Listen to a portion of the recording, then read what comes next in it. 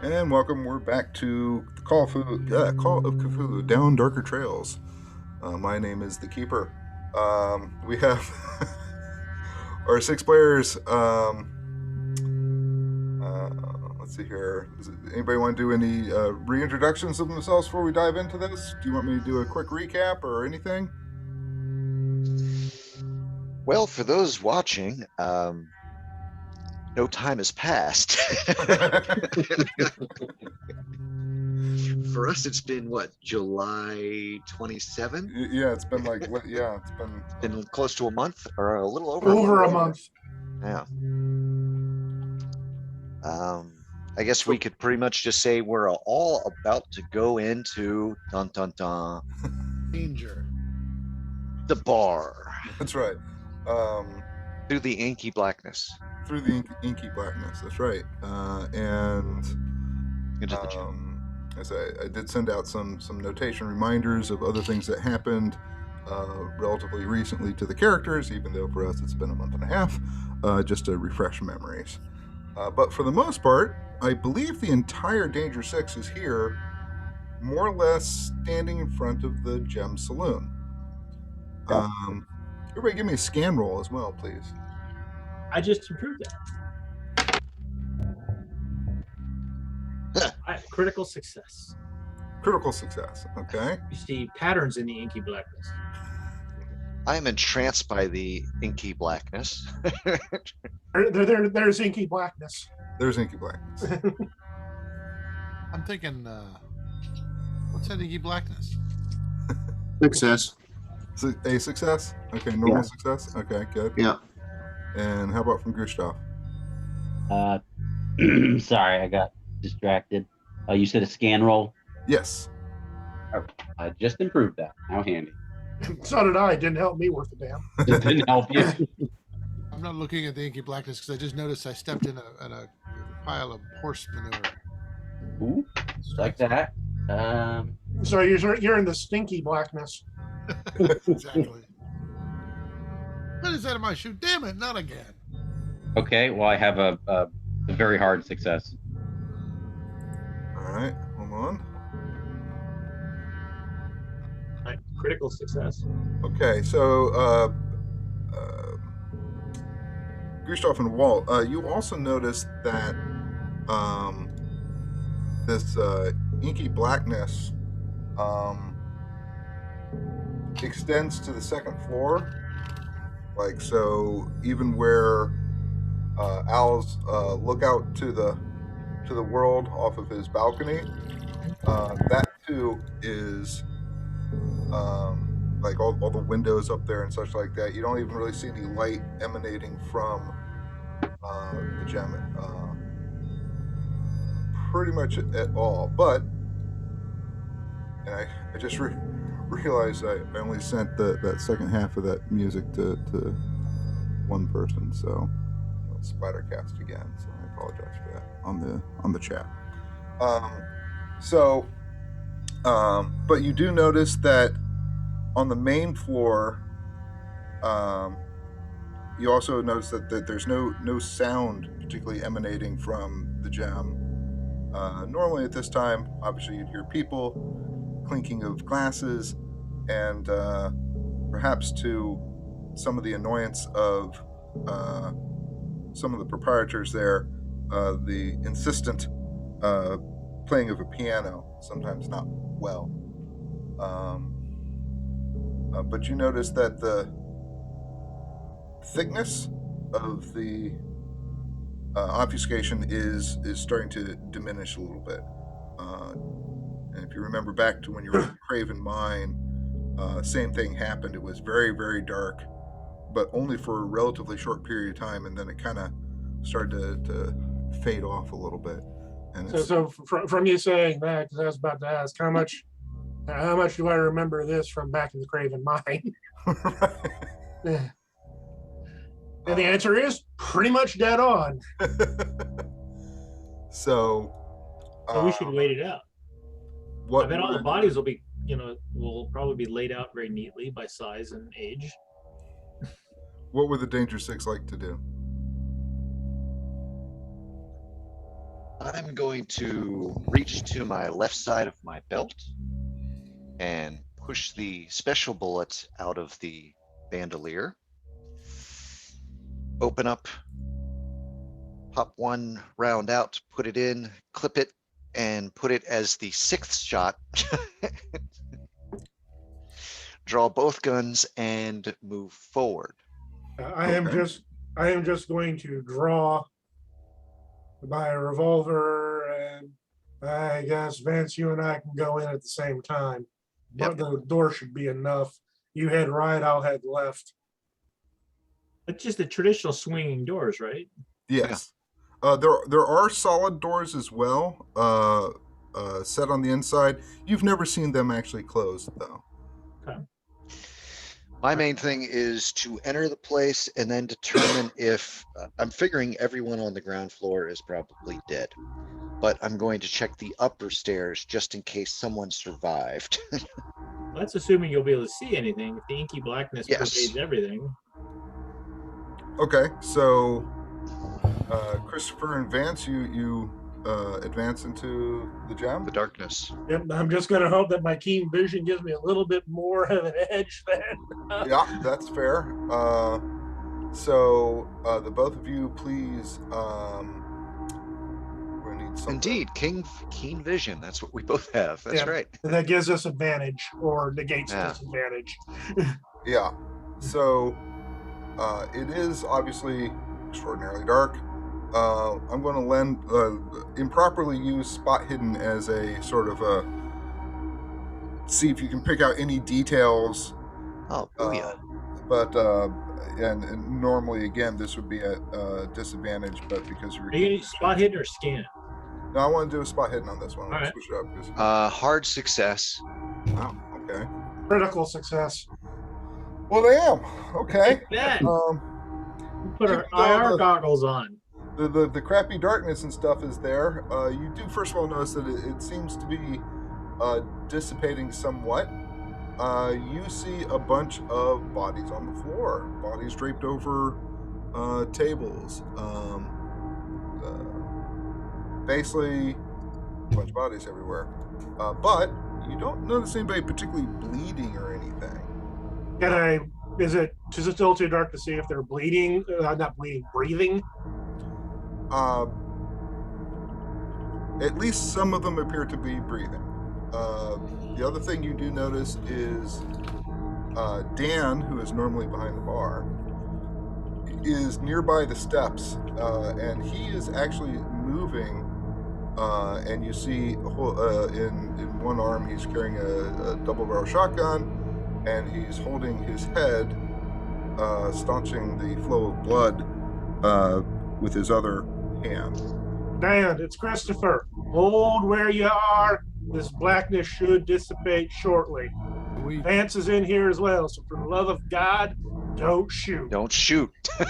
can the rest of us go in? I assume you say that authoritatively. Does that carry Yes. the side? Hebrew, I'm gonna go reach into my medical bag, grab my special lantern, open it up, and stride into the room. Okay, good For call. the impulsive ones. I was gonna ask if you had that with you. Nice. I'll go in with him with my revolver drawn. Sure. And you proceed to go in.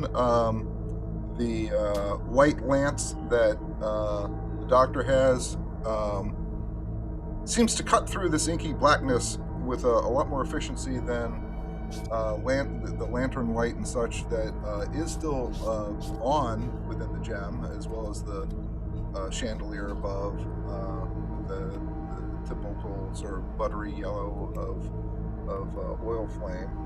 The bright white blue of the light lance cuts through the inkiness rather efficiently.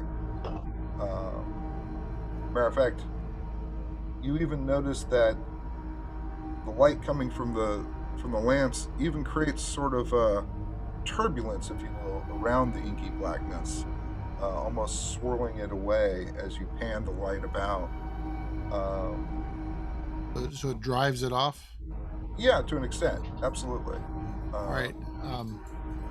Okay, so if I see people lying around on the ground, I'm gonna immediately try to start triaging them and figuring out who can be saved and who can not. My army Okay, training, my Civil War army training will kick in. absolutely. Let's go ahead and roll a medical roll. This will be sort of a general medical roll, not for a specific person yet. We'll dig down to that nitty gritty in a moment. All right, Uh, so I am obviously the sight of. I mean, there's not a lot of blood, right? But the sight of all the people lying there dead is obviously having a traumatic effect on me because I rolled a 92 and I need an 80. So, right. so I can't even luck my way through that. So I'll probably just like sort of just stop and be overwhelmed for a little bit. Yeah. The sight of this many bodies, whether they're dead or heavily wounded or what have you, yeah, kind of takes you back a little bit, And people I um, know. and kind of it doesn't lock you up per se, but you have to kind of gather yourself for a moment. Okay, Um, that's me. the rest of you all notice that this inky blackness, even as the doctor's lance kind of has seemingly kind of wiped it away a little bit more than the rest. It's still in the corners and stuff. It's still kind of swirling about and all. And you notice it is heavier above you. In other words, like if you were to ascend the steps, you would ascend into the cloud again, if you will, on the second floor. Um, looking about the people, you don't see a gratuitous amount of blood. There's not blood gushing out anywhere. And most of you all get the feeling that what blood and such there is might be just simply from the act of falling from wherever they were, hitting their heads against edges of tables, broken glasses, that sort of thing. With the exception of there's one fellow by the steps who looks rather grievously wounded. Dan also looks wounded. Um, and you notice also, Walt, you notice it because you were extreme success. That no, wait, Walt, you Was haven't. that Christopher? Well, Gustav sorry, and I were Chris. probably going to go in, like 30 seconds or so after they did. So, Sure, yeah, Chris, you notice that above, even though the darkness is heavier above, you notice that Al Sperenson's door has been bashed open. uh-oh. Vance, Doc, Al's door's been bashed open. Your light seems to be rather effective in this darkness, Doc. Can you shine it up there so we can see what's what? Does the area around me look like the blackness has gone away or been? Yeah, it's thinned out to a point where it's really Okay, just so little kind of take the lantern. peculiar wisps more than anything else. Oh, right. I've got to help these people. So take the lantern. I'll take the. Or I'll hand I will it to. mosey over and take the lantern, shine it up, and say, "I'll follow you, Vance." All right. Click, click. Okay. Click, Vance, shine. You're heading across the room, heading upstairs. Gustav and Edward, what are you all doing? I think I'll follow them upstairs. Okay. And Gustav? Did anyone check downstairs? You don't even know if there is a downstairs to the gym. Oh, okay. I thought there was a basement. Oh, there's probably a root cellar. There's probably a back area or behind the bar. Yeah, I was thinking we you've should check that. seen Dan emerge from. There's sort of a hallway, kind of more or less where Al's office is, and there's some rooms back there. You've seen people come and go from, but outside of a couple of the cat cribs upstairs and Al's office upstairs and the main room here, you really haven't seen much more of the gym. Hey, Walt, why don't you see why don't you get the story and tend to Dan if you can? Yeah, Dan's my friend, so I will reach into my, basically put my hand on his shoulder and say, Dan, and I'll hand him a flask if he wants it. Oh, he immediately takes that, and he's swearing up a storm underneath his breath for the most part. You get the impression that even if he did need some medical treatment, that he would at least superficially refuse it. Doc, your head's cleared up enough where you could probably make that roll again. Okay. Gustav? Okay, so you surmise that there's probably not a. Well, no. You don't know whether there's a basement or a root cellar or something like that, but offhand, you don't know one way or the other. So, I guess I'll take a look behind the bar, see what's back there, if there's a back room or something. Oh, I found okay. a money jar. Um, I'm gonna just check under this cash register to see, in the drawers to see if there's a key or something. behind the bar, you find Johnny, the other sort of regular bartender. Slightly And dim-witted. he's also passed out. He does have a pistol in his hand. It looks like he was at least going for a weapon. If you recall, last time you were in the gym, you had kind of given Al and the crew a heads up that something was up. So it looks like that they were prepared and they were at least trying to react, but things happened evidently very, very quickly. Doc, how'd you do on that second roll? I made it. Okay, Not a stunning success, but a success. All right, so I'd say this was more to assess the overall situation, and you're like, okay, most people appear to at least be moving. You are gravitating now to what appears to be the most grievously wounded fella that is near the steps, somewhat near where Walt and Dan are right now. And you assess that they probably that you Hey, don't one recognize who second. the person is. What's the nature of his injuries? Parallel close knife wounds. Slash. Oh, All right. but he didn't come disassembled, so that's good. Okay. All right. So yeah, I'll try to patch him up and save his life. Yeah. So pressure and stitchings and such. And is Dan is somewhere near here? Yeah, Dan is a couple steps up the steps leading to the second floor. Okay. Nursing a head wound of some sort with one hand and looking a little dazed and drinking on Walt's flask. And his friend and Walt is there with him. Yeah. Walt, keep pressure on that head. Issue some medical direction. Keep pressure on that head wound. Make sure it doesn't, like it's going to bleed like there's no tomorrow. Yeah. He's right. and he's already got a fair amount of blood down his face. It's the proverbial stuck pig style kind of forehead wound. I will do that, but first I'm going to take my nice coat off. Then I'm going to grab a kerchief and apply it. You realize how that looks? Yeah, you should probably consult Gilmore insofar as proper washing. Dry clean care. only. Like, Yeah. I'll eat ramen noodles because I bought this coat already. Drapes it gingerly over the stair rail before That's he right. goes to help Look someone good. who's I was bleeding just like, whoa, to death. What- concerned. Special washing instructions for this? Hey, I am playing my role. Meanwhile, Chris and Edward and Vance, you get up to the top flight of the stairs. You hear some sobbing and crying from some of the cat cribs. A couple women kind of, you can hear them kind of talking almost to each other. What happened? I don't know. What's it? That kind of a thing.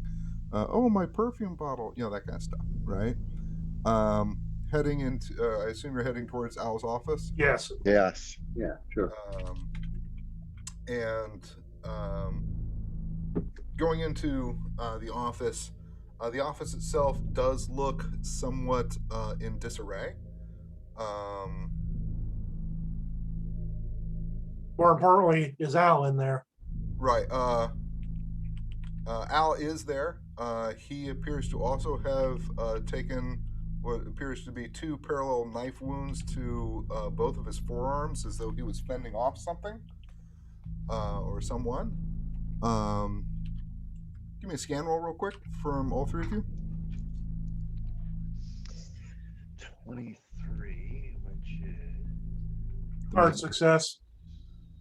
The most handy, made-up Call of Cthulhu skill ever.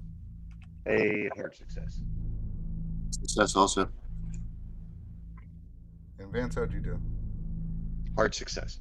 Oh, okay. All right. Wow. All right. So yeah, you pick up some additional details. You notice in the corner of his office, you see some additional broken wood and glass, as though a wood and glass case of some sort has been broken. You also notice a space about, I'm gonna call it 1 foot by 1 foot, missing off of a bookshelf above the broken slats of wood and glass.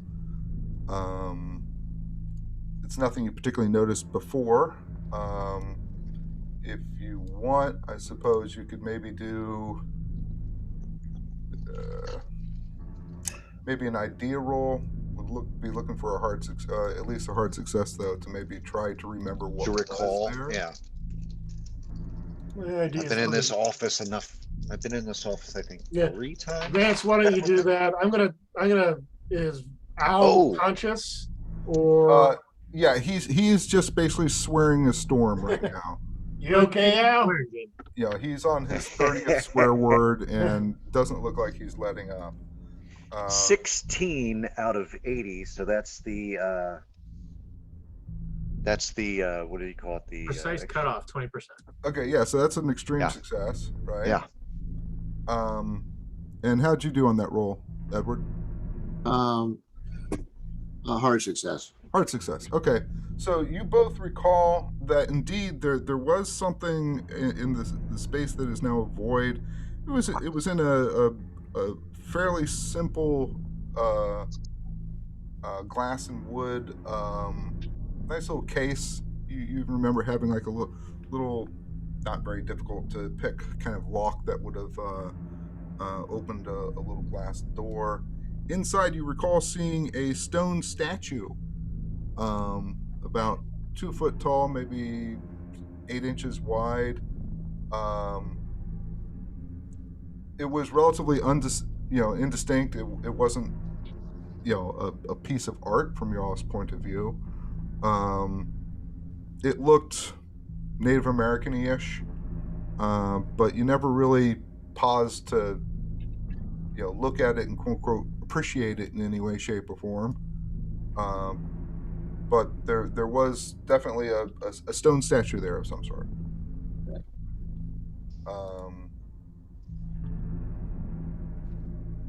Let's see here. Al looks up at you and I take it these were our friends at the table. didn't really get much of a look at them. Everything went friggin' dark on me. This is similar to what happened to us when we ran into the one gentleman that was in your establishment before up at the mine at Etna. He summoned, or lack of a better term, summoned darkness and turned the deaf and had his, or tried to have his way. Well, I recall you telling me about it.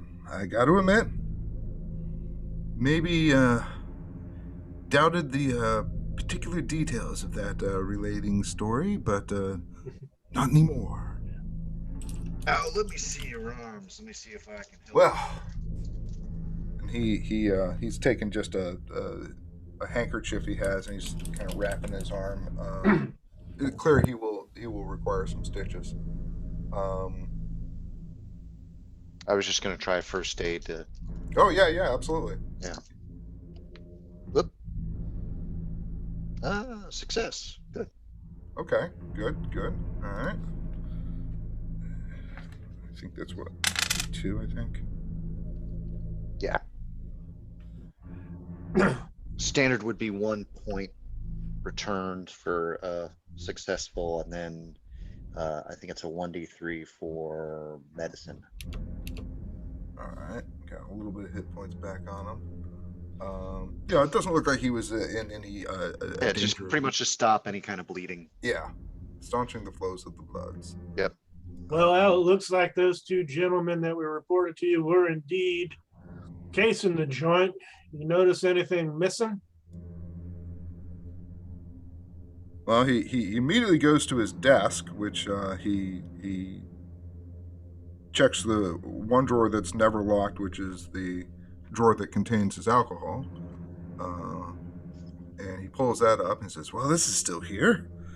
and he checks his the other drawers still seem to be locked, and he somewhat painfully fumbles for his key ring and opens up a couple drawers of his substantive desk. It's one of those desks that has that hole on the other side so other people can sit. Hmm. A true executive desk, and uh, he takes a long pause and goes, "Well, the only thing that seems to be missing is a little piece of junk from over there in the corner. Well, I guess what was a piece of junk in the corner, or what I thought was a piece of junk. Maybe it's worth something more than I thought." Yeah, I kind of remember it being some sort of like stone statue of sorts. Didn't really pay attention. No, to be honest, neither did I. Little ugly squatting thing. Supposedly, well, he uses several derogatory terms for local Native Americans. Um, Supposedly a totem for the blood moon. Little ugly guy with overtly large lips and eyebrows, and a snake wrapping around its body. Be honest, I was going to throw the damn thing away. I thought, no, maybe look bad if one of those chief elders came back and noticed it wasn't there. Hell, even made that nice case for it about 2 years back. Never really locked it up, didn't think it would be worth stealing.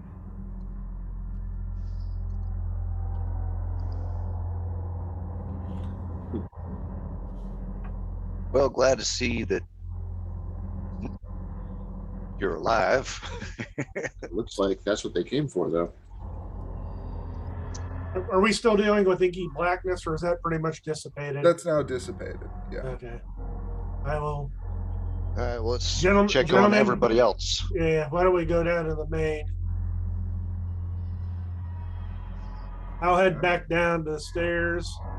Ask the doc how to turn off his lantern because I have no clue. Right. Okay. Al kind of slowly follows behind you all, more to probably assess the damage to his establishment than anything else. And then what I want to do is I want to go to the table where I remember those two people sitting at. All right. Doctor, you have done the initial tending towards the man who appears to be, fairly grievously wounded.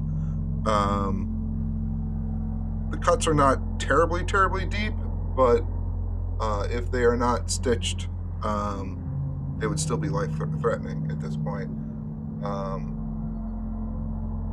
Most of the rest of the wounds that you see so far in the general gambling / entertaining area, at least, they're cuts and bruises. Nothing terribly shocking. Nothing that, to be honest, any Joe person at that time wouldn't be able to probably tend to themselves. More confusion than anything else. Like they were stunned. Like they were stunned. Steve, if you're talking, you were muted. Yeah, we can't hear anything. Sorry about that. I was just being dramatic. so are the injuries the kind of injuries that you get from being plunged into darkness and stumbling around and falling and stuff? For the most part, yeah. Okay, so I mean the only serious injuries were the people that were near the stairs in the way of where they were heading. Yes. All right, so yeah, so I mean I'm a surgeon from Civil War, so I will quickly sew up the guy and then look at Dan's wounds and then look at who's the guy from upstairs? Al, and check out Al as well and try to give them all, stitch them all up. Okay, Al rather talking quietly about that. comes down and just sits in one of the general chairs to one of the tables and just kind of puts out his arms and just Actually, he'll wait until you're done with the guy who appears to be much more appreciably wounded, which will take you a bit of time. You might even maybe want to send somebody to the doctor's office to pick up a little extra cat gut and some alcohol and strips of cloth and such like that. But while we're doing this, we have time to sort of get a story about what happened from Dan was there a commotion, or did this place get plunged into darkness? I use my bedside manners. I got to thread him in. What happened? Al pretty much says everything went dark. He heard some noises. He put up his fists to fight whoever was there and was accosted, and then evidently passed out rather quickly after that. Dan's the only one who doesn't report having fallen asleep.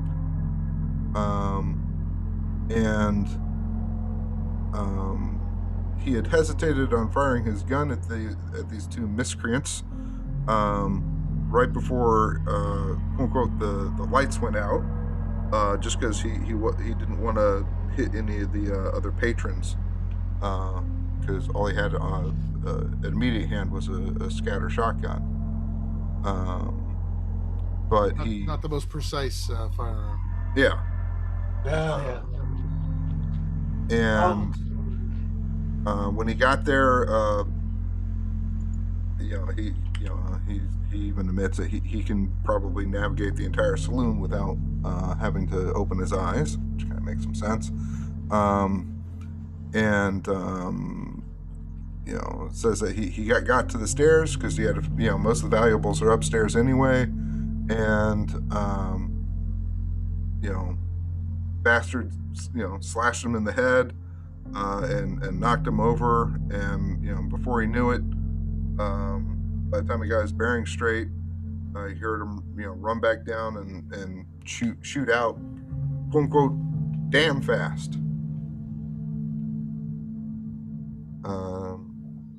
So Al again starts swearing a bit, and for some reason he now seems a little bit more pissed off that this statue that he had largely ignored has been stolen. You almost get the feeling that it's more just the fact that somebody dared to steal something from him. More, it doesn't matter really what it was. It's the principle of the matter. So we should probably inform him that we saw them riding off to the northeast, right? Was it what direction did they head out? We saw two dark riders. I don't know you guys saw them. I'm pretty sure I did. I'm pretty sure I didn't make the roll for that one. I can fill in the details if nobody remembers. You saw two. Yeah, dark. They were headed west. They were headed west down the road, if I remember correctly. Northwest. That's correct. Northwest, yeah.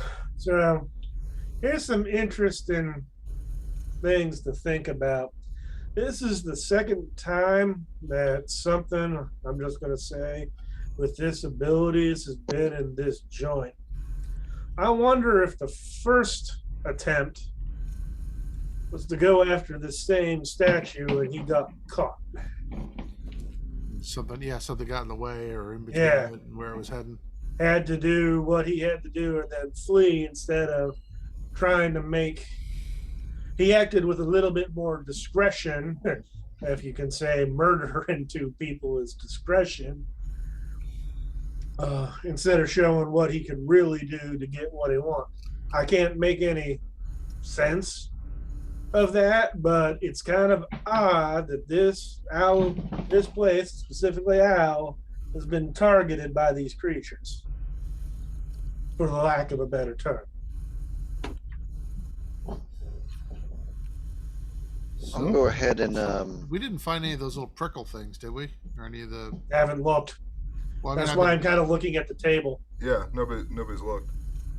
I'd say look underneath the table. Yeah, because I remember They were breathing in sync, and one was dripping blood from his mouth. So let's see if there's anything odd at the table that they were sitting. If they inadvertently dropped something, wrote a confession in knife point on the table saying, "This is what we did. This is where we're going. Come get us if you can." Yeah. Since you're at that table, go ahead and do a spot hidden. Walt, you got a pen and paper I can borrow real quick? Sure. 23. That is a hard success. All right. You actually, as far as the table itself goes and what's kind of immediately around it, you don't see anything in particular that seems out of place. The even the glasses that they were drinking from are now just on the ground, scattered with many other glasses and such. Let's see. So nothing there that seems, at least initially, out of place. No quills hanging out or anything like that. So yeah, nothing to report as far as that goes.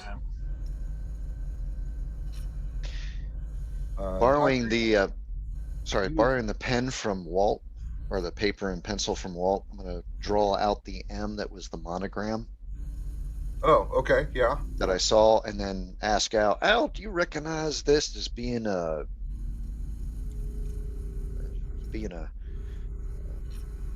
this be for like the Montclair Ranch? How much time do you take drawing out your bit? Or would you like to roll an arts and craft? Improvisational sketching. Yeah, arts and crafts is 5%. I'm gonna have to spend some time on that.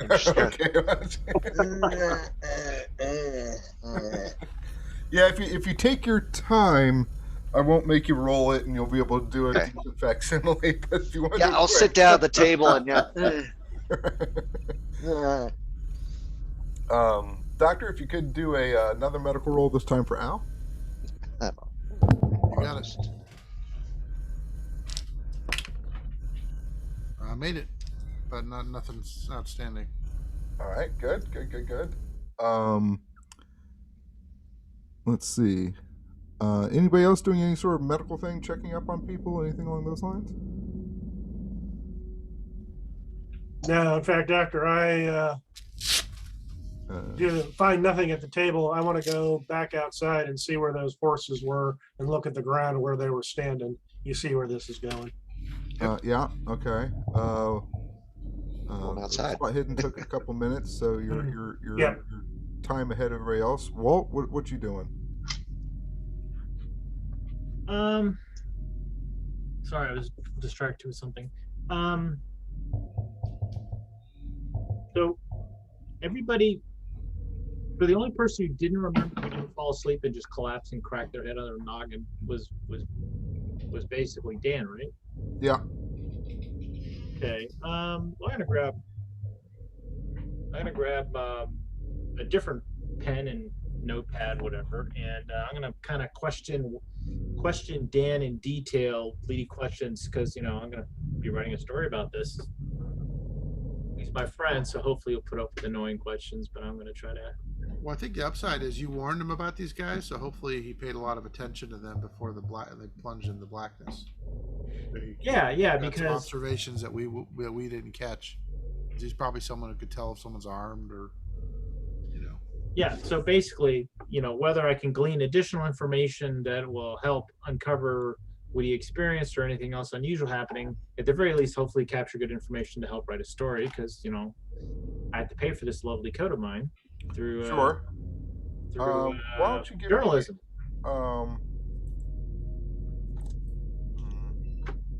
It's not so much a persuade or intimidate.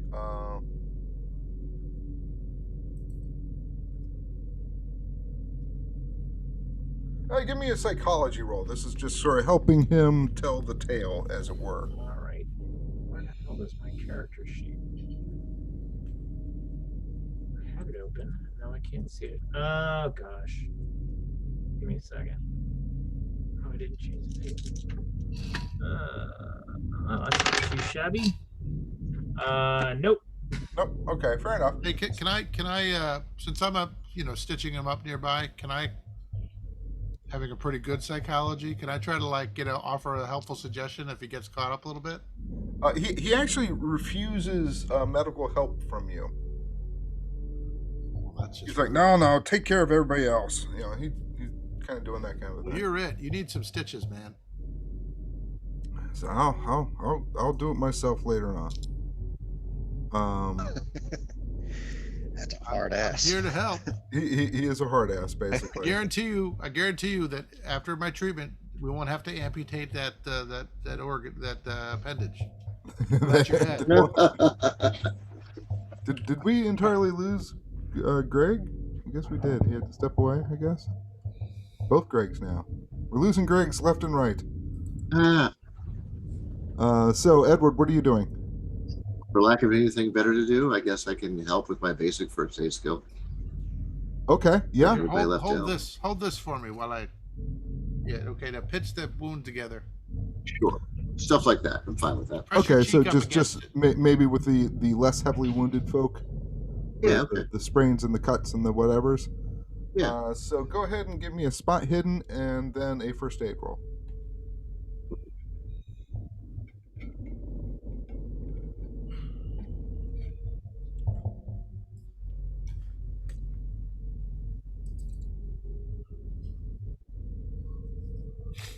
Well, I rolled a 12 for spot hidden, so I think I succeeded.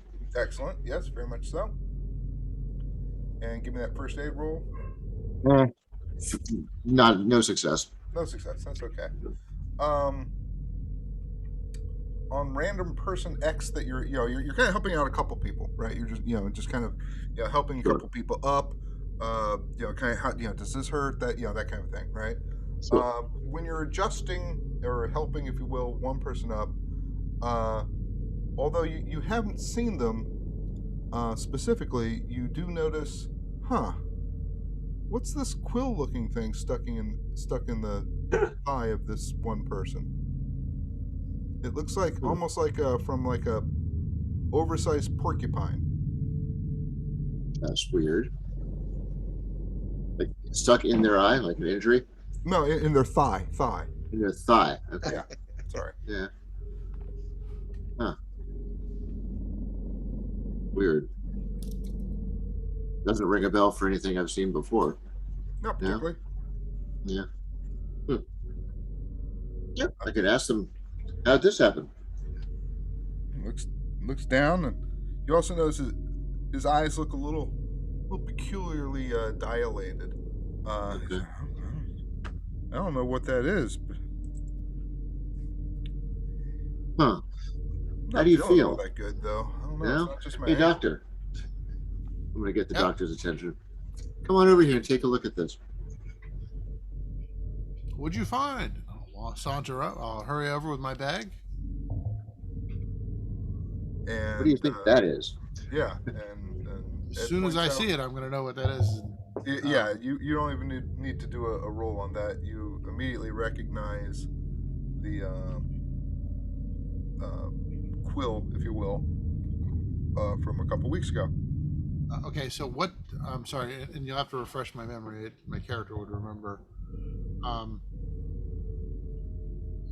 So I got stuck with one and need to drain the blood from. It's like a poison. Yeah, Okay, so I will treat it like a snake bite, and I'll. precisely. So we will. So lay him down. Get him down on the table. And then rip his shirt. Just give directions on how to expose the wound. And So since you've whichever seen one this of my friends is here is like, look around, see if anyone else got stuck with the quills. So since you've treated Dr. Heal thyself, roll medical with advantage for this All fellow. right. 50. 50. So yeah, Okay. I made it. Didn't make a stunning success. Yeah, 50's 50. That's a success. That's the lovely thing about Call of Cthulhu for the most part.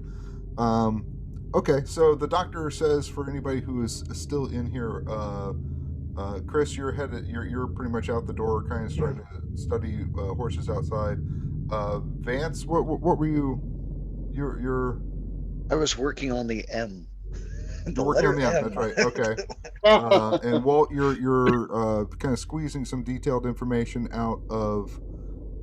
Fine, anyway. out Dan. Dan.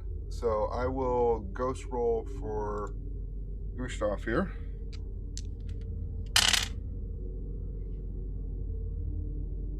Okay, he starts looking around. He starts looking for the quills in people. It's asking people, "Do you feel a sharp pain somewhere?" Kind of specifically trying to, or a strange sort of numbed area. Does it hurt when I do this? That's right. Let's see here. Does Walt, anyone look out of sorts? information you get out of Dan. So, yeah, they were prepared. At least they thought that they were prepared. Didn't realize that these two guys were going to move so fast. Lights went out. He doesn't know how that happened. He's still under the impression that like literally the lights were somehow all puffed out at the same time. And he moved to the stairs. He was afraid to shoot in total blindness. He heard the two fellows move about the room very quickly for a short period of time, and then start running up the stairs. By that point, he had gotten to the stairs,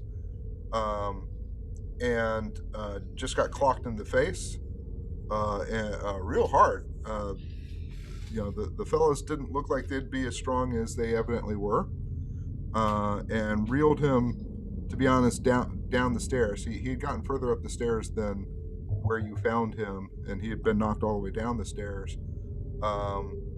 He heard a crash upstairs, a very brief ruckus. By the time he started heading back up the stairs again, which is then when he got cut in the head.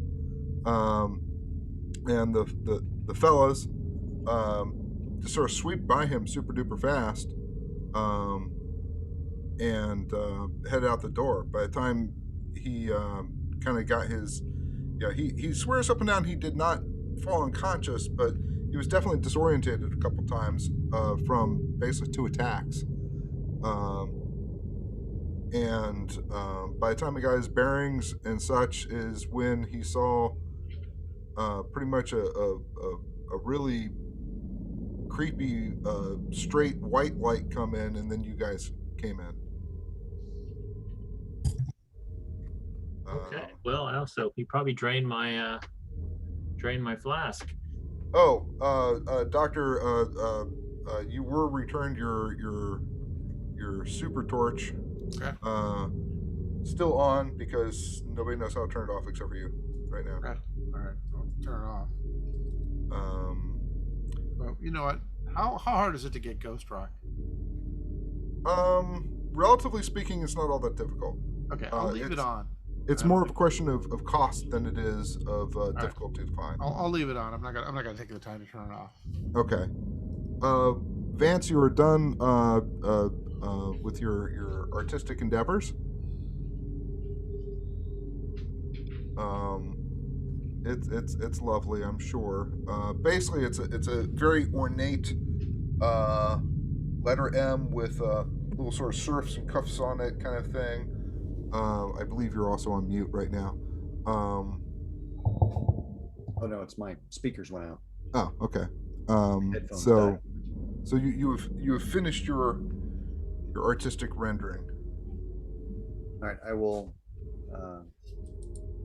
slide that over to, or take that over to Al and be like, Al, this was on one of those boys' saddles. Does this look like it's from the Montclair or something else? Damn right. Well, these boys killed somebody at Montclair and took the saddle, or they're working for Montclair.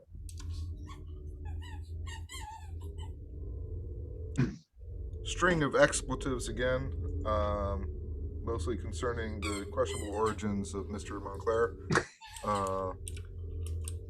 Boy, it's terrible refraining from cussing and such.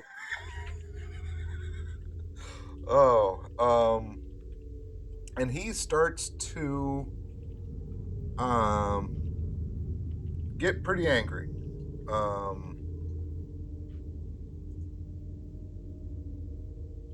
Let's see. And he starts talking about setting into motion maybe a raiding party to get back his property.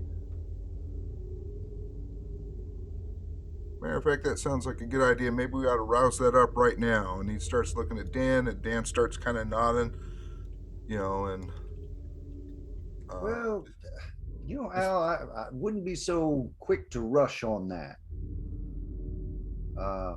You don't actually know if these two boys were working for him. You might want that to be looked into first. I think I'm going to want a persuade roll from you, please.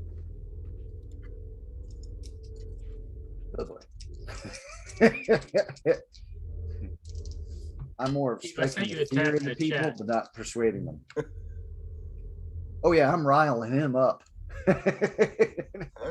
You can always push. I will try to change my demeanor and try to be the voice of reason. Okie doke. And it's not a success. Not even spending luck points would get me the success. But it's not a horrible. it's not a terrible failure. I mean, piss him off. I mean, did you die? He tries to tell me, you don't tell me what the fuck. Is anybody else listening into this sort of back and forth between Al and Vance? Chris is outside, so it's going to be a no for him. I was by the stairs talking to and I have good hearing talking to Dan. So. And Al's looking at Dan, kind of looking to rile him up a bit too, to maybe get quote unquote the boys together here. Let me. Well, I'm with Dan, so I'm staying with Dan. So yes. I'm pretty. Do I think a persuade might be in order, or a psychology? I'm probably not a fast talk, but I'm thinking of persuade, but you can take two different tacks from this. You can try to persuade Dan, or you can try to persuade Al. Now, if you persuade Al, you'll probably get the immediate result that you're hoping for. If you persuade Dan, then Dan is going to have to try to persuade Al. I'm going to try to persuade Al. I'm pretty good at it. So. Okay, I won't lie. Al's hot, so you're going to want to do well. All right. You hear me floundering, and you decide to. It was a normal, non-spectacular success. Okay. I think I got like a 52 out of 70, so it wasn't like I killed it, but I certainly didn't tank it. Right. All right. I'll kind of looks back at you two and goes, well, you guys are thinking maybe I shouldn't do this. We're just saying we think you should think about it and not be hasty.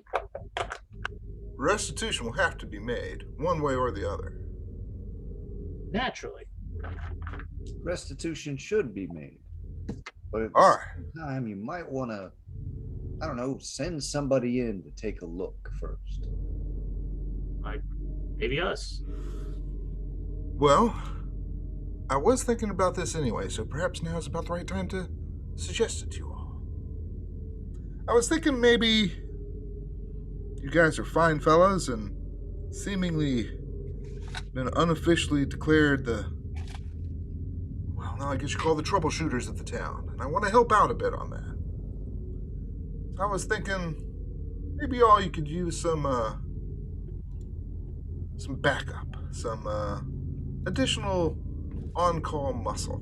What do you think? Who do you have I in mind? think something like that could be arranged. Well, I've got two fellas, Tom Dean and Roger Mayweather.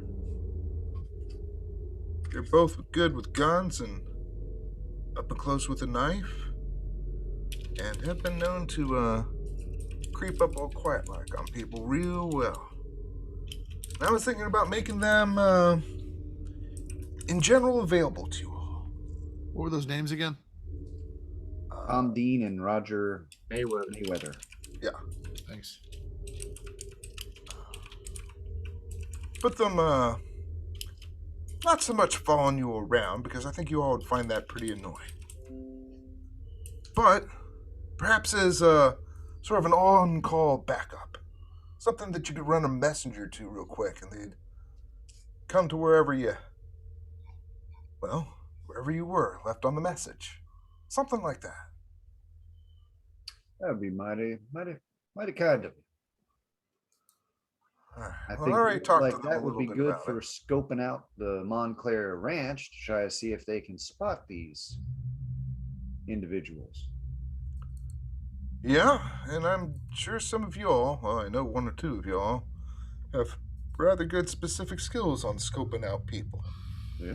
In fact, it's damn near your jobs. So I'll tell you what. You all get that statue back from me, I'll give you all $1,000. All right. So, Sounds so, good. so absolutely, we don't want people cutting up people in the town, and these black riders are definitely trouble that we need to sort out. Get the statue back. If they want the statue, then we definitely don't want them to have the statue. So I mean, I think our interests clearly align. Um, can you give us some more details about where you got the statue, what it looks like? You know, because He flips over that I'm afraid I Montegran. don't remember what it looked like at all. It was not noteworthy to me. He flips over that piece of paper with the finely drawn M on it, and he starts giving you a bit of a sketch on it, much as I described. I'll provide an actual picture of it later on. You tell him to draw it slowly so he doesn't have to make an arts and crafts check. Yes, you will be drawing it slowly as he um, tells Dan to send somebody out to talk to Tom and Roger and say that the plan is been accepted by the Danger Six, and he also describes that he goes back a little bit on the story of the statue. He says that back 10 years ago, he had convinced, shall we say, quite a few of the new, more local, I hesitate to say gangs, but we'll say gangs, from harassing the local natives. Again, he's using different terminology. Some of the local natives, some chief or medicine man, gave me this as sort of a thanks, as a representative of bringing at least some peace and harmony to the area. Evidently, the statue itself represents something about peace and harmony of this specific area. Something about several of these statues were made to bring peace to the broken lands of before. It was given me by Dan. What the hell was his name? Dan kind of shrugs and says, White Elk, Chief White Elk.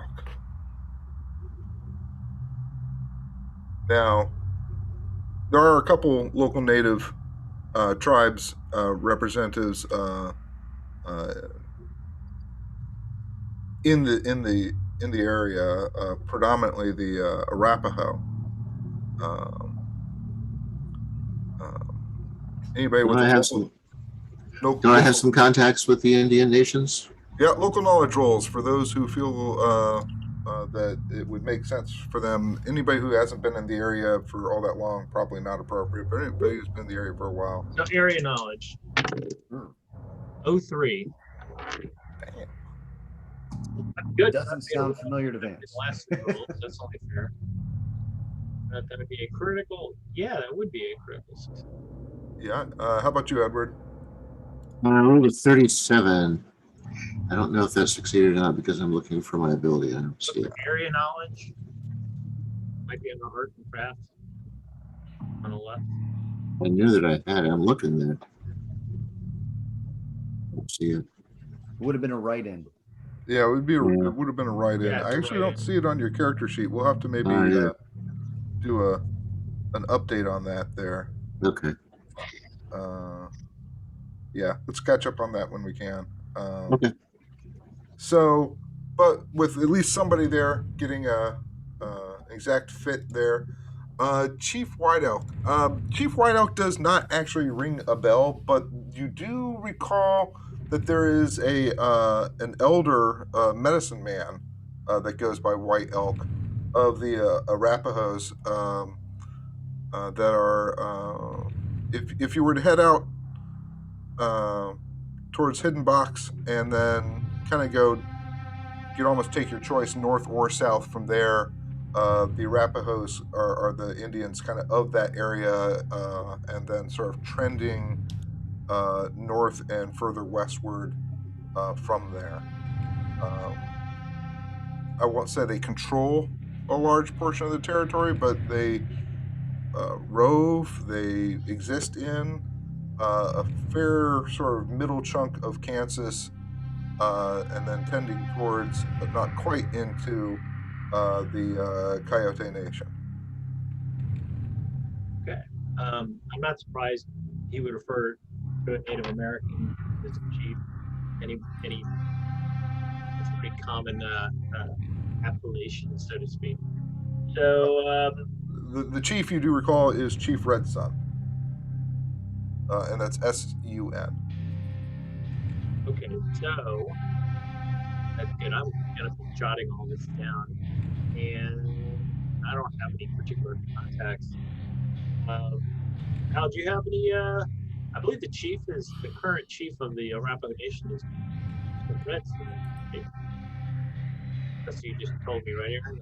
Are you correcting Al in front of him? No. I'm basically saying, Al, do you have a contact that we could go to? Like a person you know you could vouch for us? Maybe you could pass your name and get a sit down. Directly, no, but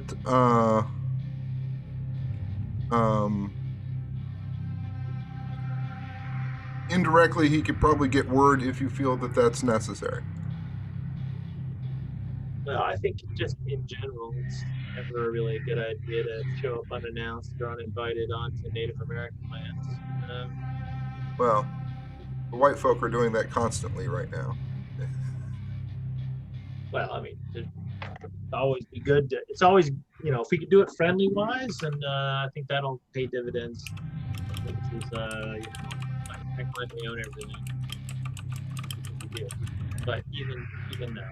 All right, so we got a couple stepping out of character. So we got a couple leads here. We got some backups. So Yeah, let's see. trying to think, maybe we should regroup somewhere else besides Al's office, since Dan's beat up and probably feeling like hell.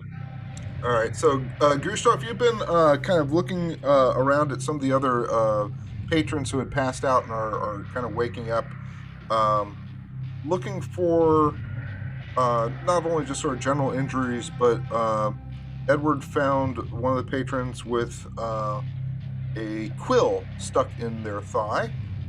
much like the quills you recall from very early off in the game, actually. Right. Um, Did anybody die in this that we're aware of? That luckily, we're currently aware of? nobody's dead yet. Uh,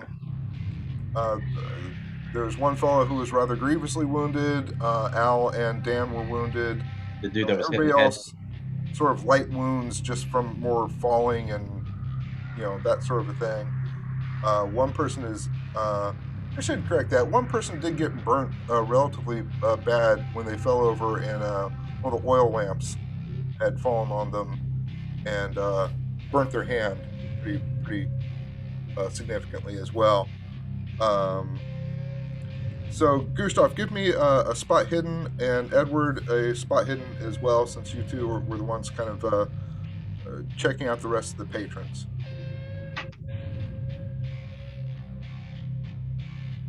I rolled a 6.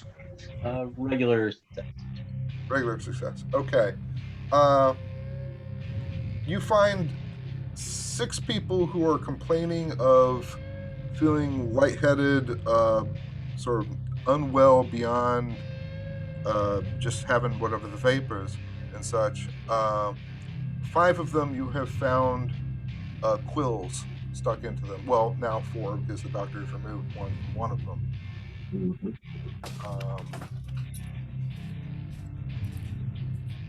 So you have at least 4 more patients. The 5th one, who is reporting similar reactions from at least a general pat down and such, you have not found a quill stuck in them anywhere. So, the lady that we found that was deceased right in the beginning of the game, I know that was a while ago. Where were the quills that were stuck in her?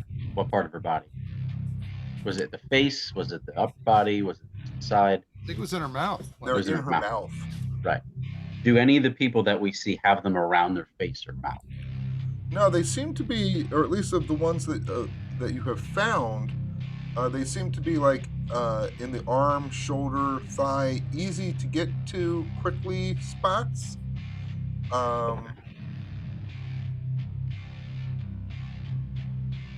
You know what I'm getting at? Are any of these people a time bomb?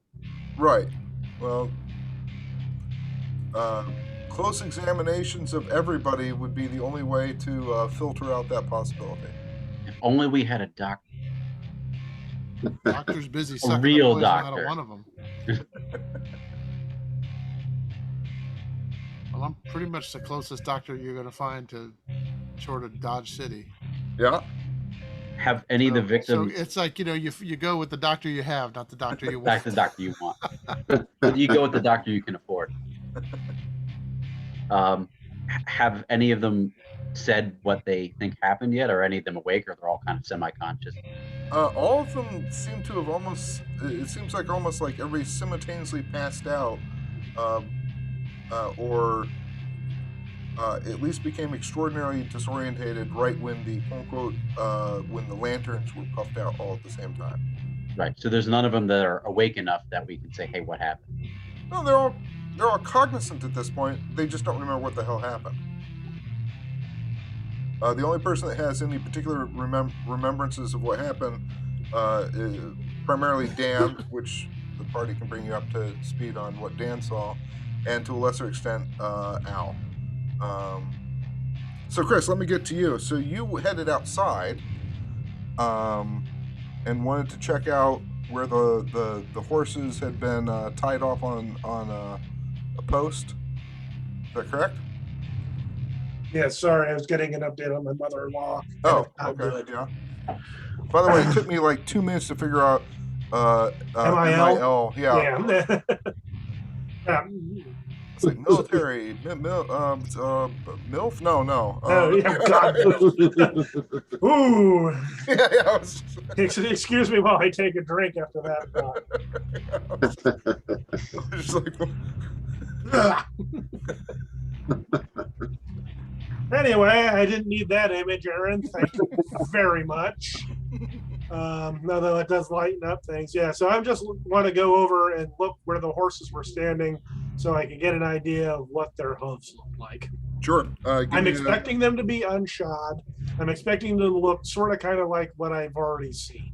sure. Give me a spot hidden. Spot hidden or tracking.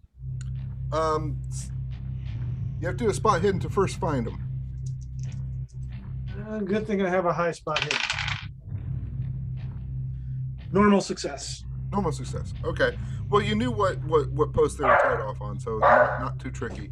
And you have at least an idea of what you're looking for, and indeed you do find two sets of horse prints, unshod, not quite as deep as the tracks that you had followed about 3 weeks ago. Not as big, not as heavy, carrying the same amount of weight. Yeah. You also get the impression, and indeed, I guess you kind of saw it. The tracks get, head off to the north and to the east, obviously at a full stride speed. So I'm not going to bother to track them at this point. I suspect I know where they're going. I just want to, okay, that's what they are. It's what I expected. I can pick them up later. All right. And then I head back into the saloon. Okay, you come back in and you, in effect, see at least 3 of the folks plucking quills out of people's thighs and shoulders and such.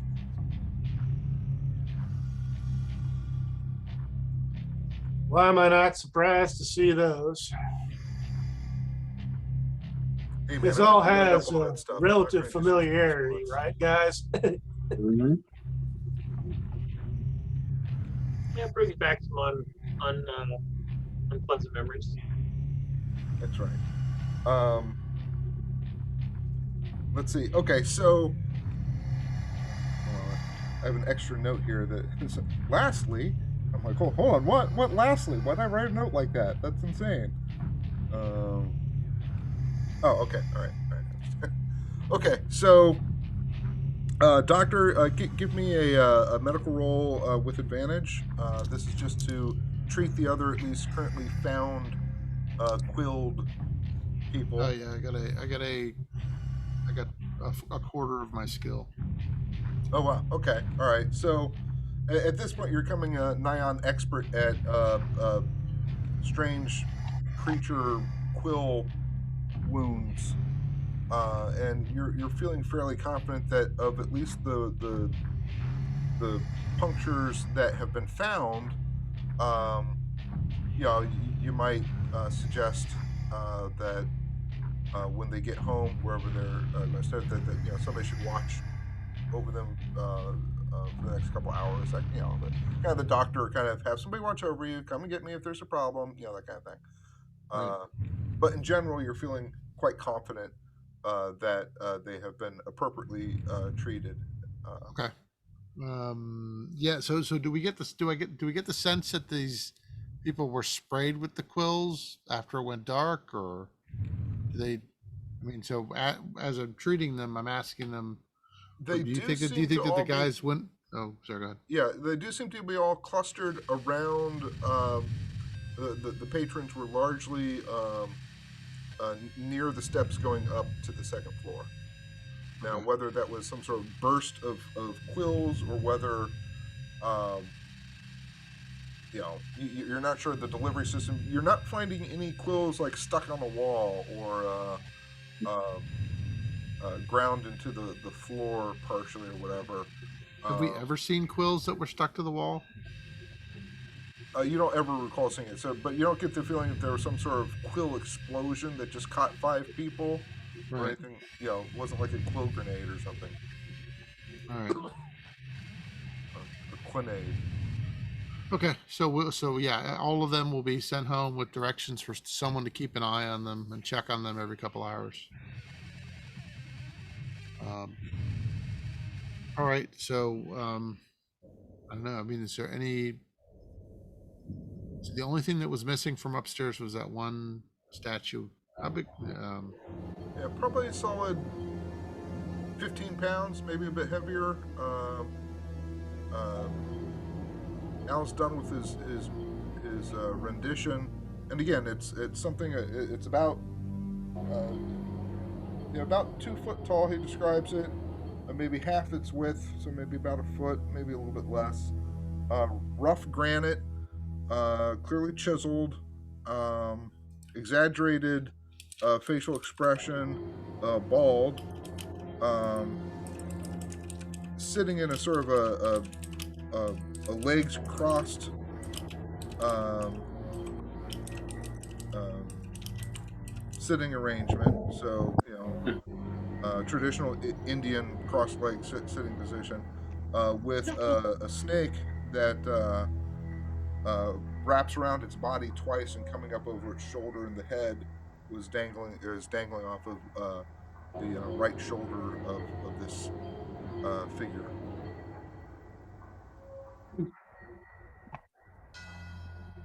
Right, and we know it had something to do with peace in the land, and it's tied to this particular area.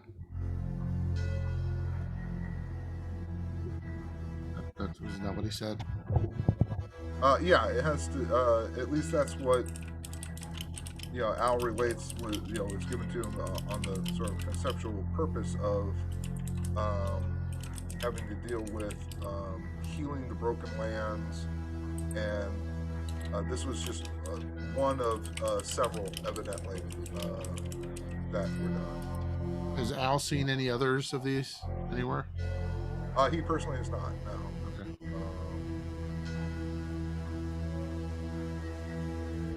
So is Christopher out I'm tracking? back in. Okay. So did you find the trail? I can find it. So let's. How late at night is it? Is it not even midnight? I guess after all the sewing up, maybe it's a little late. At this point, it'll be better just to try to track him in the morning. Right. So tomorrow we go out with the Al's two boys and try to find these things. That's Al's assumption, but if you come up with a different plan. Sounds good to me. We probably need to get some rest though. Probably not a half bad idea.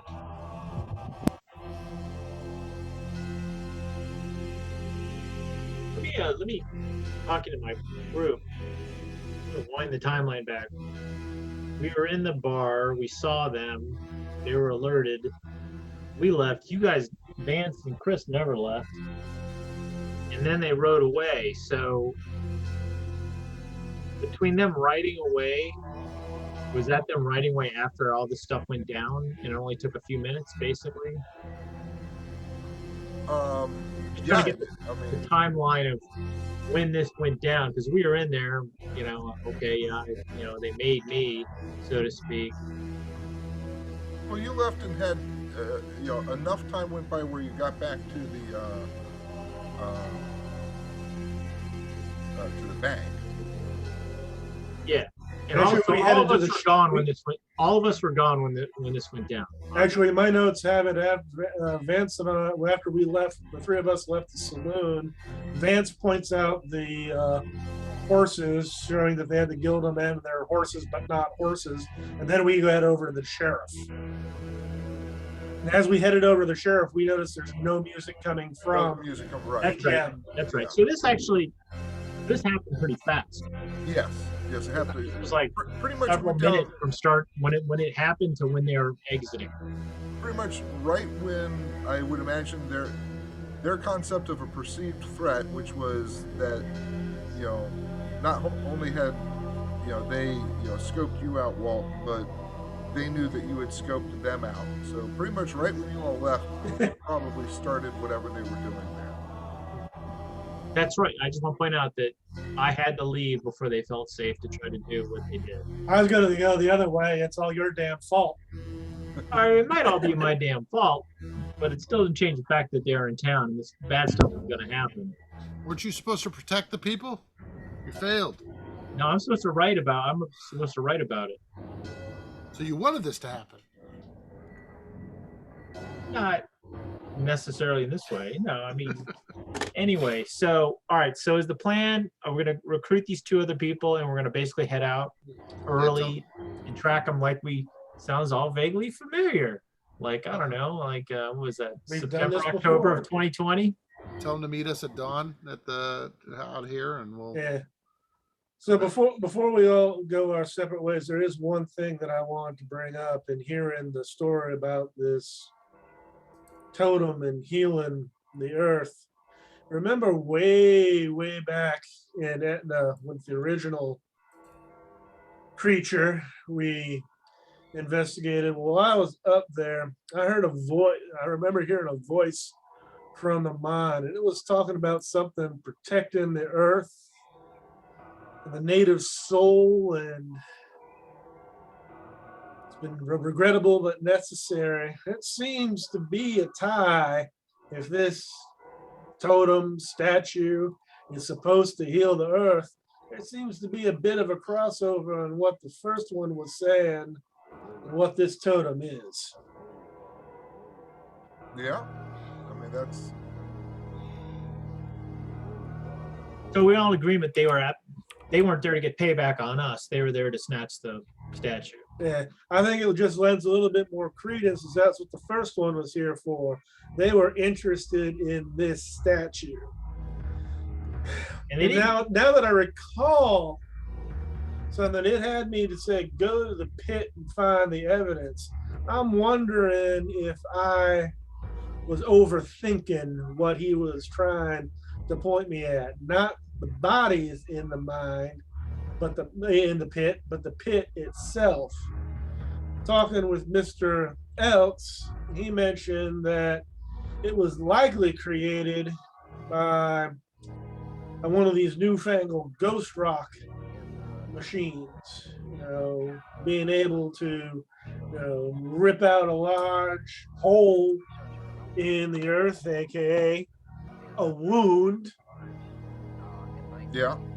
And if these creatures are trying to heal the earth, there again is another tie to what's going on. I think I'm on the verge of something. I just can't put my entire thoughts to it. By the way, shared in the chat is a picture of the statue.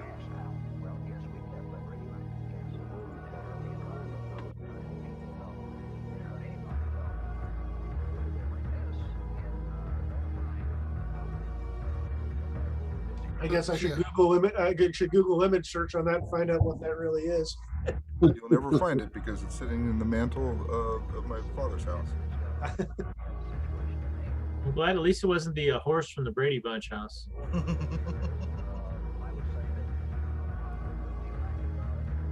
It's cool looking though. Yeah. It is. Horse. All right, never mind. Well, to Mullen. Curious. But for our sakes, it is a replica.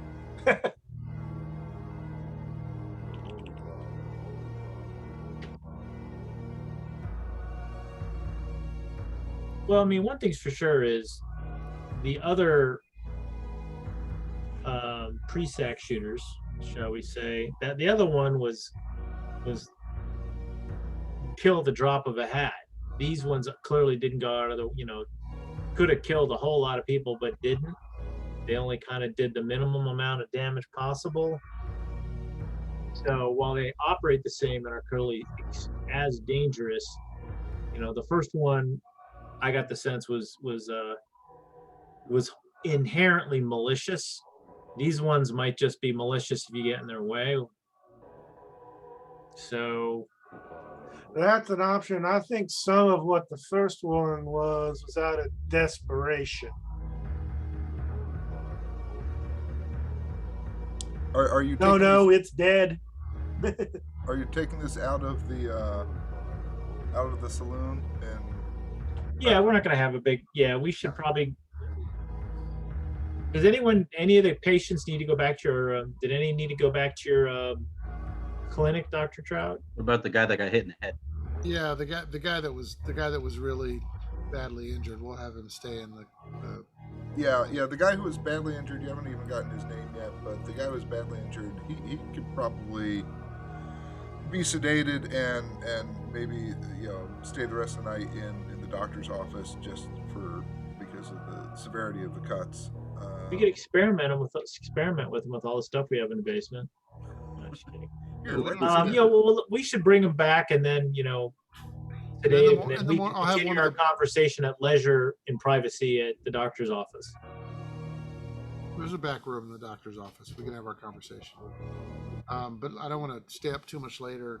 I think we've kind of teased out all the things we can. We should get to sleep, get some rest, because we're going to be on another long ride that could take a couple days. Okay. Someone should inform the sheriff what happened. Yeah, I mean, didn't this? Well, the sheriff actually, as I recall, we tried to find him and he turned in for the night, so we found the new sheriff, the new deputy. There wasn't actually gun. Did anyone actually discharge a firearm during all of that? Nope. And a shotgun. I don't think he did. So it wasn't so loud to the point where there'd be people rushing in. So No, it was almost more the lack of noise that aroused suspicion. yeah, that's right. I think we had him. I think I had to make a listen roll for that, or a couple of us did. Yeah, I think we should take the patient back, and then we should probably plan for another hard, extended foray into the wild. All right, well, nobody seems to be objecting for you to be removing this fellow out of the bar, and You ask him what healthcare plan he has, because if it's Kaiser, you got to leave him there. and Alice just says, Don't get me started on Kaiser right now. we will revise plans tomorrow morning. Yes, not too early. It's been a hell of a night. We'll plan on meeting Al's boys here. Well, we want to get as soon as we get light, we'll start chasing these guys. They move fast, and every hour we waste could be 2 hours of catching up. So my suggestion is we leave at dawn with your boys. See if we can Yeah, I don't know what we need to loop back with Al for. We basically just need to pick up his guys and meet him. Yeah, have them meet us at the doctor's office. That'll work. I'll send word.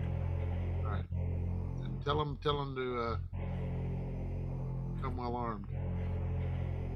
That they will. And can you arrange for someone to pack us some provisions in case we need to be out for a couple days? The last time we were gone for 3 days, because we had to chase them halfway to hell and gone. Field provisions or something else? We got to get to sleep, but it's gonna be a long day. So if you could arrange for someone to just set up some supplies for the horses and water and stuff, so we can travel and not have to Consider it done. work. Another thought is, are either your two guys good at that sort of thing? Getting supplies for a group ready together, or is that not their specialty?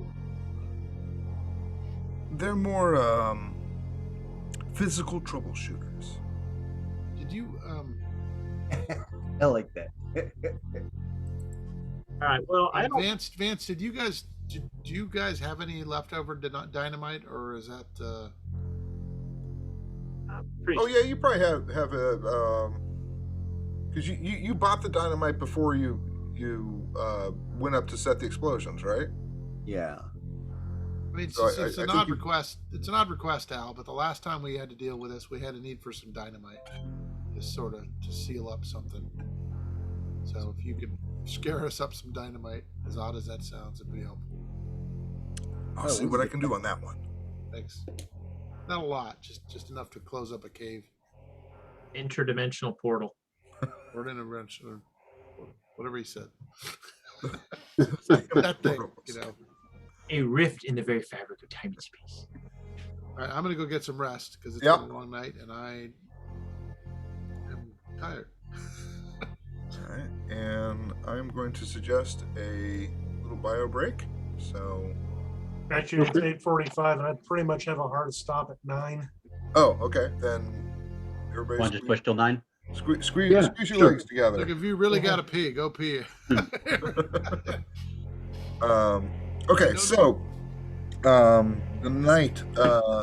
So yeah, so you get the fellow. Paul Applebaum, into the office and settled, and you tighten up some stitches and put a little extra alcohol and blah blah blah, and you have that brief conversation in the back room, and pretty much say, okay, fellas, get your all asses to bed. And I guess everybody breaks to their respective bed and breakfasts slash whatevers. Is anybody,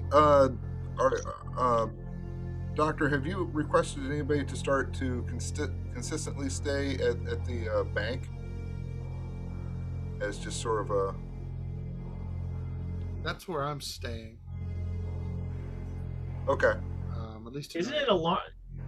You got alarms in place and like heavy doors and stuff, right? I mean, so it's not like. But the front door was busted. We blocked Front it. door's all Yeah. busted and has been kind of wedged closed. That needs some repair work. The alarm should be ready in 2 days.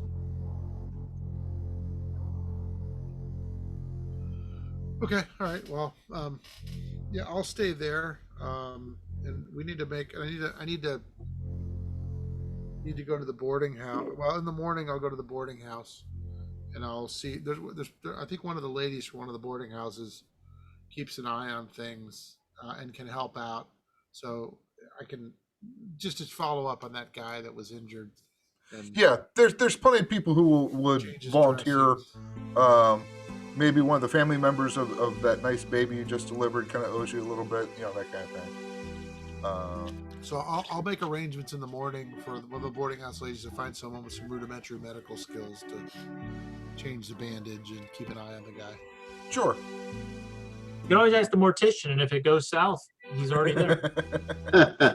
Problem is, he's got 100% record of it going south. Not sure why that works out that way. All right. Well, before we head off for the night, because I want to actually write this up as a short story and send a telegram over to Dodge. So like late breaking news, more to follow. Danger 6 on the case. But you have to do it in that 1930s kind of voice. Oh, you see? Pepperidge Farms remembers. In cold water, the danger, the darkness walks the cold streets. water. Why do I have a New England accent all of a sudden? Even innocent gamblers at a local watering hole aren't safe. Yeah, to so do like an I old- want to do a nice teaser that's gonna be like, grab some headlines and You have to do it like one of the old Batman radio serials. And suddenly, from the darkness, sprang the Caped Crusader. That's right. the Zang! night was dark and full of terror. Yeah, Batman. I need to work Dollar. interdimensional rift in somehow into the. No, but seriously, before I go to bed, I'm gonna try to write effectively a short story and leave word and money for it to be transmitted to my main paper in Dodge. All right, give me the roll. All right. 99. No, just a normal success, but it's Okay. a short piece. Short That's piece. fine. It's a short piece. Follow-ups come. Follow the story. That kind of thing. You wouldn't believe what. And I gotta. And you head over to the. Do you want it sent right now, or can the? No, I'll telegram leave. first We're go? leaving early in the morning, so I'll just leave with the bed and breakfast one. I'll just leave payment for telegram and because it's gonna be short. Yeah. And it's probably gonna cost I don't know, maybe $1 or $2, right? It's gonna be with the landlady. She'll send over a message. She knows I'm a reporter. I'll be like, hold on. I'll leave her a note. Please send this over to Dodge. Here's money for payment. Important story. All And I right. will refer to it as Walt's Danger 6. I'm going to do a little shameless self-promotion. Because you can all write your own articles if you don't agree with me. Which I will suppress using my connections. That's right. Okay. No, Wrap anyway, that up. that's what I do before I go to sleep. I probably have to take an hour or so to jot that down and get it all set up to be sent out. Gustav, roll me a POW roll, please. Power. Yep. Remember, my room's not next to his anymore. As long as you're not below him, Okay. he's a bedwetter. All right. Success. I got 36 out of 65. Okay, good. I'm about ready to send a message to everybody. I want you to, everybody, please message back to me in private. Do not send back as an everyone. That's looking at you particularly, Steve.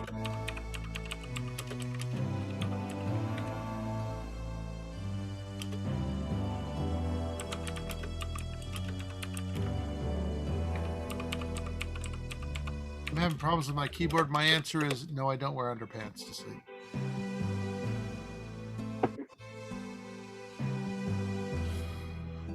Ooh, that's a hell of a question.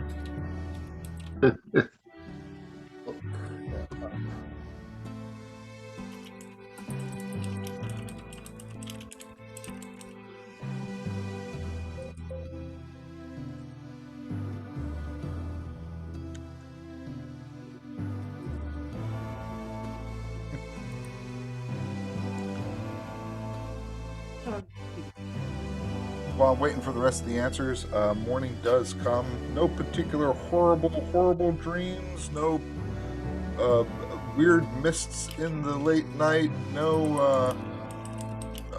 You actually have kind of a normal night, which I know is weird, but you actually have. Night was not dark and full of terrors. That's right. And most of y'all wake with the morning, the cockadoodles, and the beginning hustle and bustle of the town.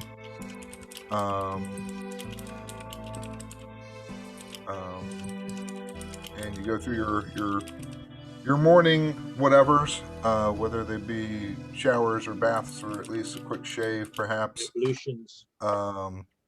Grab a little bit of food. Okay, I've got 4 responses, and I largely agree with them so far.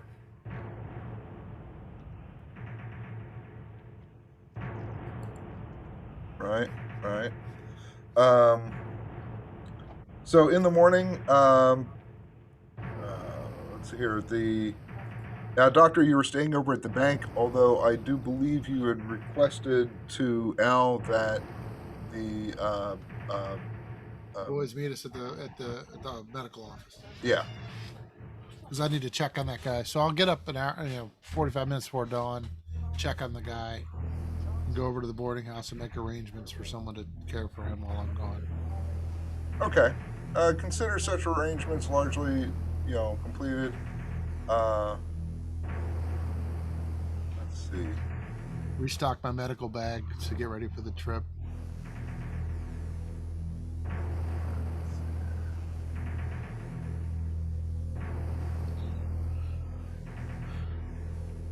I wonder if you guys think that bugle that plays the taps to ease the restless spirits. You think we should bring that? Did anyone know how to play it? The bugle? Yeah, and I mean, no one knows how to play it. No, if somebody actually knows, then it's probably not a bad idea. From my experiences, what we faced at the mine and potentially face now is wholly different than what that bugle is for. It's for resting, for putting to rest restless spirits. Yeah, I kind of agree with Chris on that one. You don't want either of them walking around, but I don't think the bugle's going to help with the former. And if nobody knows how to play it anyway, it's all a giant moot point. All right. The odds are extraordinarily strong that the without experimenting, one of the things, of course, might be that one would have to have some sort of musical talent to play that bugle. For all you know, with the nature of these things, perhaps it almost plays itself like one of those fancy automatic piano playing things. I know it said it causes the player of the bugle and the singer to become weary. but it's a tool that we have that may not immediately prove usable, but it's not. It's not. The object is not as dangerous as other ones, and it could be useful. I'll tell you what. I'm.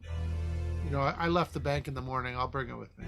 It doesn't cause when you press it to your lips. It doesn't cause the world to go dark and say, "Who is your man? Who do you serve?" You know what? That's none of your business.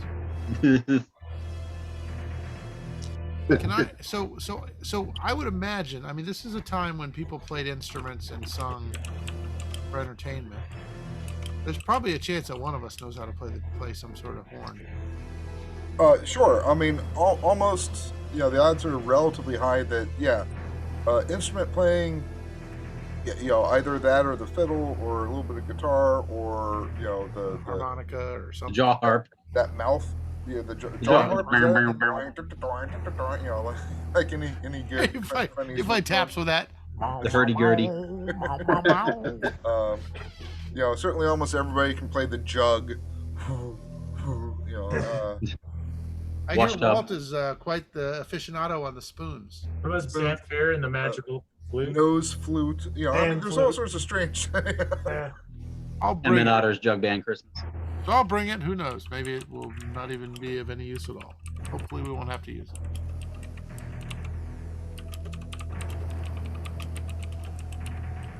So the dog has been continuously bugging me for the last half an hour while I've eaten my salad. And now that my salad contains no more chicken, suddenly he wants nothing to do with me.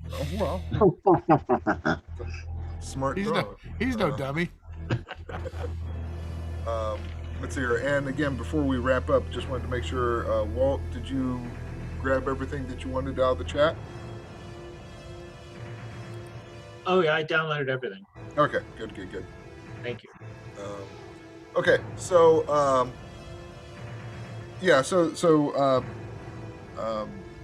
Mr. Applebaum's sort of taken care of insofar as somebody watching. You went ahead and grabbed the bugle. Did you grab anything else from the vault? No. My notes for them. Those coins might be handy. And Edward, if this is going to be a somewhat, you don't know how long this whatever traveling may or may not be. Do you and the doctor want to carry along ledgers to potentially do a little bit of translating? If Sure. you have to camp out or whatever, I mean, I don't want to say the doctor thinks it's something to do, but Right. might help kind of fill in stuff that would otherwise be taking up your precious character's time doing something else. I'm up for it. Okay, so again, that would be up to the doctor as to whether he feels comfortable enough for those ledgers to, not be directly in the bank or whatever.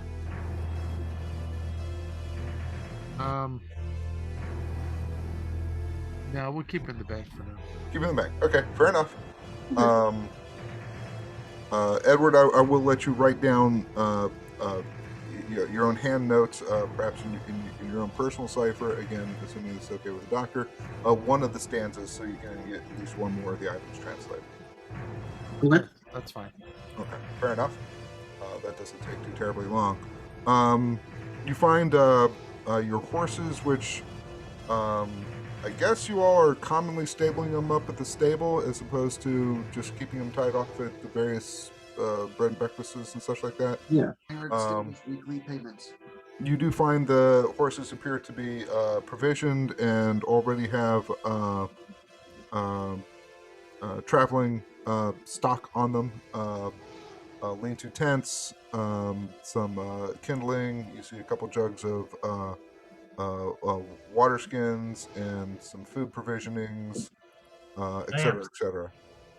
Again, enough to, in effect, go camp out on the prairie for a couple days and not be under any particular hardship.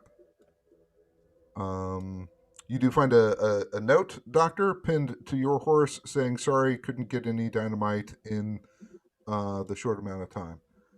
Vance, you do have 5 sticks of spare dynamite from the previous demolition work. Yep. Or sorry, Christoph, you have that. Christopher, right? I would have given him. I would have given it back to Vance. It was his. Okay. Generally, you don't like to just have dynamite in your room hanging around. Well, that's true too. But yeah. Well, I mean, if At you're some brave, point, I had one stick. I might have used it. No, I think there was some that was distributed around a while back. So if you have listed that you have like 1 stick or something like that, I mean, 1 or 2 of y'all might have some handmade walt torches still, for all I know. I was thinking I should make some more signature wall torches. Let's see here. As you were sort of getting prepared and your horse is drawn up, all right, here. Yeah. Tom and Roger pull up. They're both relatively large fellows. They have sort of that look. They're rough guys who immediately kind of give the impression that you know, they're rough and tough fellows, and you know, at least look the right look. Now, whether they walk the walk, you're not sure yet, but they certainly look the part insofar as rough fellows who can handle their own. They're not scrawny. They're not anything else other than just 2 rugged-looking guys. Let's see here. I'm trying to think of other kind of things you want to cover. They obviously introduce themselves. They both explain that they can be very quiet when necessary. They're both good shots. One's a little bit more prone to pistols. The other one's to a rifle. You see a big Winchester off the back of one guy. Said the other fella prefers knife fighting over his pistol shooting, but is perfectly happy either way with that. And as you're having this conversation, a solo rather small wagon almost pulls straight up to the doctor's office, and Dr. Gabriel, you recognize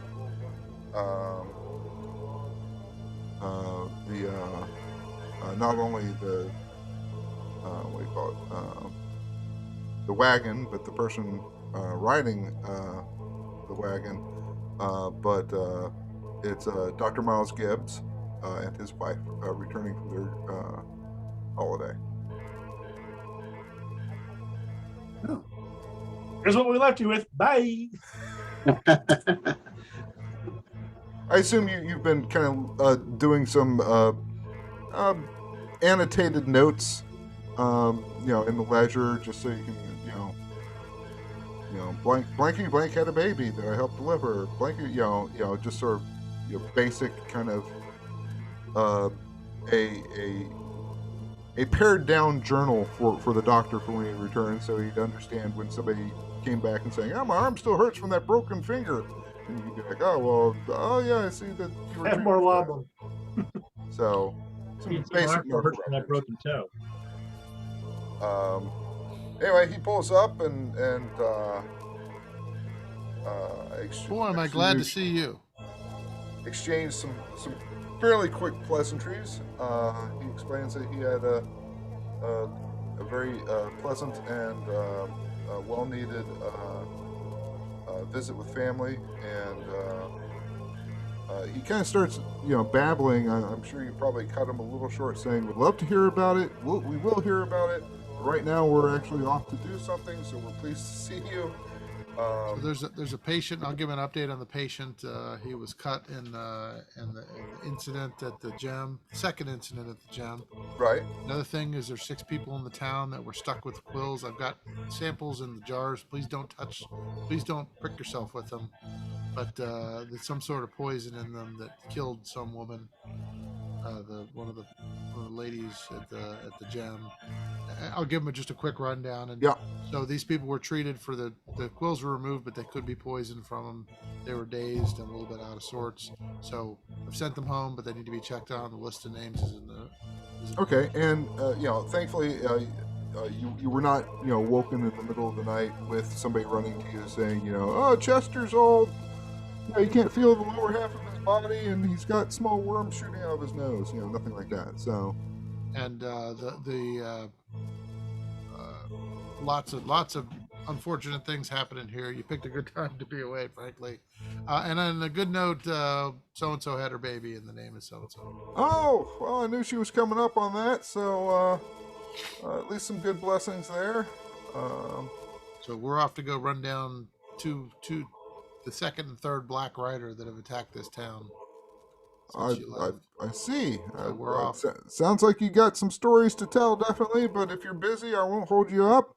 I'll make sure that nothing is touched that you had formed up in the office, and we'll settle up and get things all arranged when you have time. In fact, really quickly, I'm going to go back into the office and lock everything up.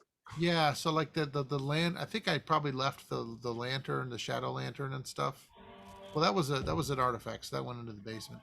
I'm just gonna do a quick policing up of stuff that I don't want to bother explaining. Sure, totally understandable. Just put it all in a box in the corner and said, I'll be back for these things when I get back.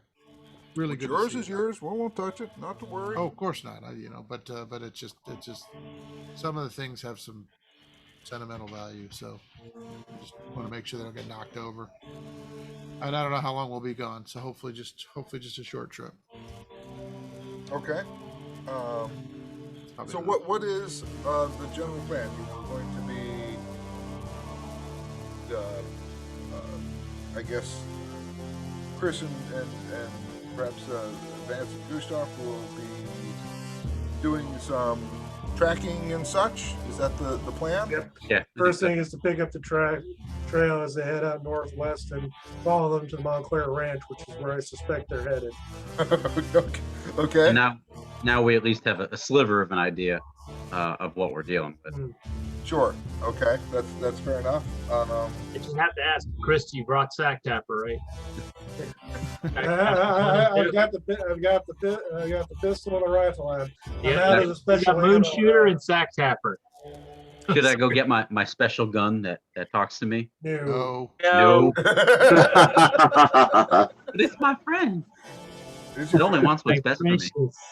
You're like, that was part of the reason. You're like, let me think. Unanimous no. Absolutely not. So there's only two of us with keys to that door, me and Right.